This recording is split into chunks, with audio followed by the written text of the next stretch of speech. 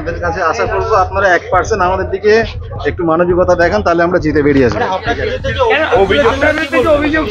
সম্পূর্ণ মিথ্যা। বিশ্বজিৎ দাদা কি বলবেন? আপনাদের কাছে আশা করবো আপনারা 1% আমাদের দিকে একটু মানবিকতা দেখান, তাহলে আমরা জিতে বেরিয়ে আসবো।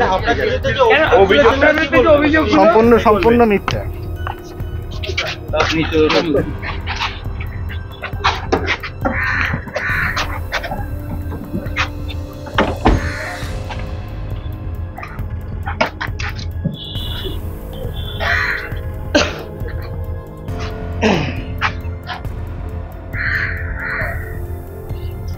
আপনাদের কাছে আশা করবো আপনারা 1% আমাদের দিকে একটু মানবিকতা দেখান, তাহলে আমরা জিতে বেরিয়ে আসবো। সম্পূর্ণ মিথ্যা। বিশ্বজিৎ দাদা কি বলবেন? আপনাদের কাছে আশা করবো আপনারা 1% আমাদের দিকে একটু মানবিকতা দেখান, তাহলে আমরা জিতে বেরিয়ে আসবো। সম্পূর্ণ মিথ্যা।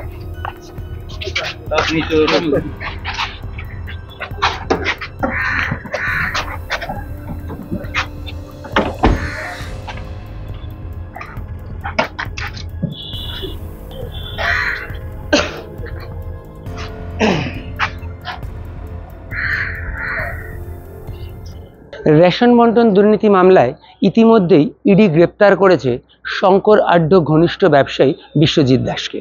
তাকে তার সল্টলেকের বাড়ি থেকে গ্রেপ্তার করেছিল ইডি। আর এই মুহূর্তে বিশ্বজিৎ দাস কিন্তু ইডির কাস্টাডিতেই রয়েছেন। আদালতের নিয়ম মতো তাকে তার স্বাস্থ্য পরীক্ষা করানোর জন্য নিয়ে যেতে হয় হাসপাতালে, এবং এদিনও তাকে তার স্বাস্থ্য পরীক্ষা করানোর জন্য হাসপাতালে নিয়ে যাওয়া হয়। এবং হাসপাতালে নিয়ে যাওয়ার সময় আমরা যখন তাকে জিজ্ঞাসা করি, তার উত্তরে সে কিন্তু সাংবাদিকদের কাছে এবারে মানবিকতার দাবি করলো। অর্থাৎ তিনি বললেন যে সাংবাদিকরা যদি তার প্রতি মানবিক হয় তাহলে তিনি জিতে আসবেন। কি জিততে পারবেন সেটা পরের কথা, কিন্তু তিনি সাংবাদিকদের কাছে এদিন মানবিকতার দাবি করলেন। এর আগে কিন্তু একাধিকবার আমরা এই বিশ্বজিৎ দাসকে প্রশ্ন করেছি বা তার কাছে জিজ্ঞাসা করেছি, এবং তার উত্তরে কিন্তু তিনি একাধিকবারই বলেছেন যে তিনি কিন্তু কোনো অপরাধ করেননি বা তিনি কিন্তু কোনো অপরাধের সঙ্গে যুক্ত নয়, তাকে ফাঁসানো হচ্ছে বা তাকে বলির পাঁঠা করা হচ্ছে। একদম এই শব্দটাই তিনি বলেছিলেন যে তাকে বলির পাঁঠা করা হচ্ছে। কারণ তিনি বলেছেন যে তিনি শঙ্কর আড্ডকে অবশ্যই চিনতেন, কারণ যেহেতু তিনি এক পাড়ায় থাকতেন তাই তিনি শঙ্কর আড্ডকে অবশ্যই চিনতেন, কিন্তু শঙ্কর আড্ডর সঙ্গে তার কোনো ঘনিষ্ঠতা ছিল না। তাই শঙ্কর আড্ডর সঙ্গে তার ঘনিষ্ঠতা না থাকার জন্য তিনি শঙ্কর আড্ডর সঙ্গে সেভাবে ওতপ্রোতভাবে জড়িত ছিলেন না বলেই কিন্তু তিনি দাবি করেছিলেন। এই যে রেশন বন্টন দুর্নীতি, আমরা যদি একটু পেছনের দিকে ফিরে তাকাই তাহলে আমরা দেখতে পাবো এই রেশন বন্টন দুর্নীতি মামলায় কিন্তু প্রথম বাকিবুর রহমানকে গ্রেপ্তার করেছিল ইডি। তারপর তাকে নিজেদের কাস্টাডিতে নেয়, নিয়ে তাকে জিজ্ঞাসাবাদ করে প্রাক্তন খাদ্যমন্ত্রী জ্যোতিপ্রিয় মল্লিকের নাম উঠে এসেছিল।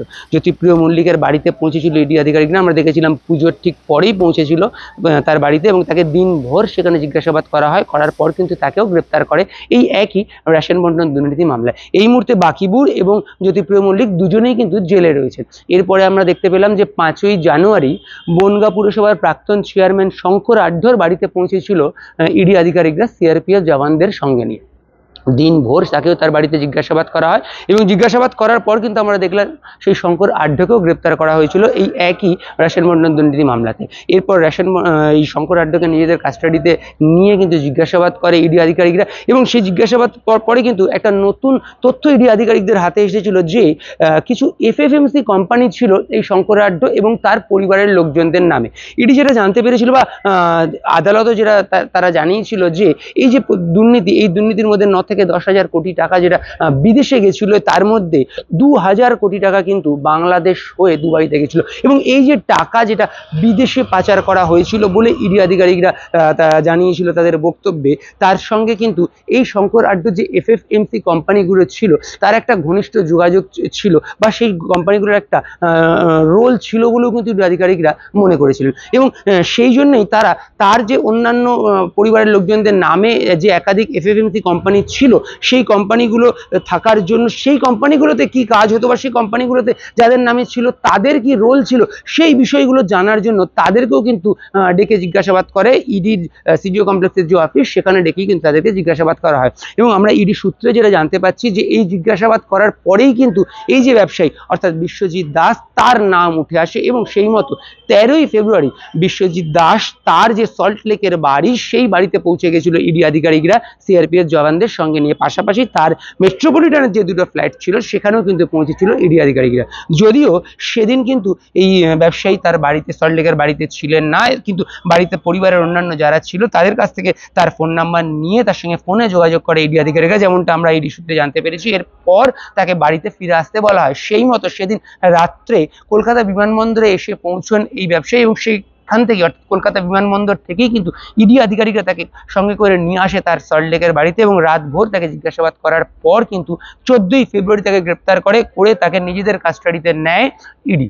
এই মুহূর্তে কিন্তু এই ব্যবসায়ী ইডির কাস্টাডিতে রয়েছেন এবং নিয়ম মতন তাকে স্বাস্থ্য পরীক্ষা করানোর জন্য নিয়ে যাওয়া হয়। এবং এই সময় যখন তাকে আমরা জিজ্ঞেস করেছি কিন্তু বারবারই দাবি করেছেন যে তিনি নিরপরাধ, তাকে ফাঁসানো হচ্ছে বা তার বিরুদ্ধে ষড়যন্ত্র হচ্ছে, কারণ তিনি শঙ্কর আঢ্যকে অবশ্যই চিনতেন কিন্তু তার সঙ্গে কোনো ঘনিষ্ঠতা ছিল না। তবে আমরা ইডি সূত্র থেকে যেটা জানতে পাচ্ছি যে মূলত ইডি আধিকারিকরা এই ব্যবসায়ীর থেকে জানতে চায় যে এর যে ব্যবসা অর্থাৎ যে সোনার ব্যবসা বা ইম্পোর্ট এক্সপোর্টের যে ব্যবসা, সেক্ষেত্রে এই যে রেশন বন্টন দুর্নীতি তার কোনো টাকা এর মধ্যে ইনভেস্ট হয়েছিল কিনা বা শঙ্কর আঢ্যর সঙ্গে এই ব্যক্তির আর্থিক কোনো লেনদেন ছিল কিনা, বা শঙ্কর আঢ্যর ক্ষেত্রে যে অভিযোগ আসছে যে তার এফএমসি কোম্পানির মাধ্যমে যে টাকা বিদেশে পাচার করে দেওয়া হতো, যে তথ্য বা যে অভিযোগ ইডি আধিকারিকরা করছেন, তো সেক্ষেত্রে এই ব্যক্তির কি ভূমিকা ছিল, এই ব্যক্তি সেই টাকা বিদেশে পাচার করার ক্ষেত্রে তার যে ইম্পোর্ট এক্সপোর্ট কোম্পানি বা তার যে সোনার ব্যবসা বা তার যে অন্যান্য ব্যবসা সেই ক্ষেত্রে